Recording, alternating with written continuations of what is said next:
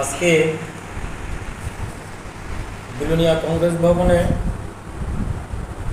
আমরা জাতীয় কংগ্রেস অফিসে আমাদের এই সাংবাদিক সম্মেলন। আপনারা জানেন গত 16 তারিখ ত্রিপুরা রাজ্যে বিধানসভা নির্বাচন হয়ে গেছে। নির্বাচন কমিশন কথা দিয়েছিল জিরো ভায়োলেন্সে এই নির্বাচন সুষ্ঠুভাবে সম্পন্ন করবে। নির্বাচন সম্পন্ন হয়েছে, সুন্দরভাবে হয়েছে, কিন্তু কিছু কিছু জায়গায় এই বিজেপি আশ্রিত দুষ্কৃতীদের দ্বারা ভোট দিতে আসা কর্মীদের বাধা দান থেকে শুরু করে কৈলাসহর একটা বুথে কংগ্রেসের হাত চেম্বলের উপর প্লাস্টিক লাগিয়ে দিয়েছিল এবং বিভিন্ন জায়গায় ভোটদাতাদের আসতে বাধা দিয়েছিল। কিন্তু এই নির্বাচনে ভোটদাতাগণ ওদের সাহস সহযোগে সব মানুষ মিলে এই ভয়ভীতিকে উপেক্ষা করে ওদের ভোটদান দিয়েছেন।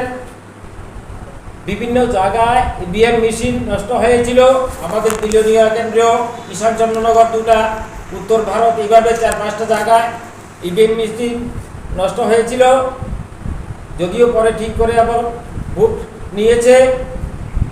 রাত্র 11টা পর্যন্ত ত্রিপুরা রাজ্যে বিভিন্ন প্রান্তে ভোট মানুষ দিয়েছে। এবারের পর প্রায় 90%-এর উপরে ভোট পড়েছে, যা ত্রিপুরা রাজ্যের রেকর্ড। আজকে আমরা বুঝতে পারছি একটা পরিবর্তনের হাওয়া ত্রিপুরা রাজ্যে বইছে। মানুষ তার ভোটাধিকার প্রয়োগ করেছে।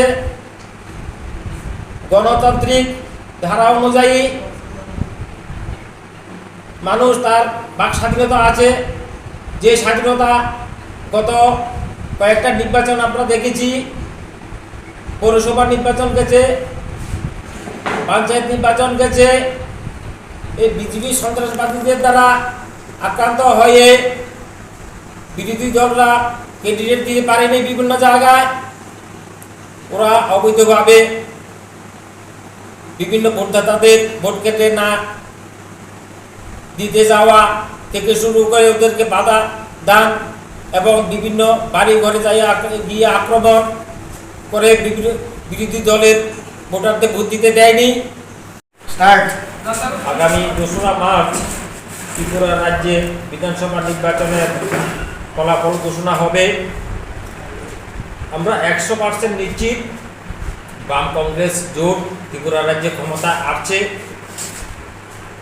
আমি ত্রিপুরা রাজ্যের সমস্ত বাম কংগ্রেস কর্মী এবং নেতৃত্বদের প্রতি আহ্বান রাখছি যে সুন্দরভাবে যাতে ত্রিপুরা রাজ্যে আইনশৃঙ্খলা বজায় রাখে, সমস্ত কর্মীদের নিয়ে দলবদ্ধভাবে আনন্দে সামিল হয়, একে অপরের প্রতি যাতে ভ্রাতৃত্বসুলভ আচরণ করে।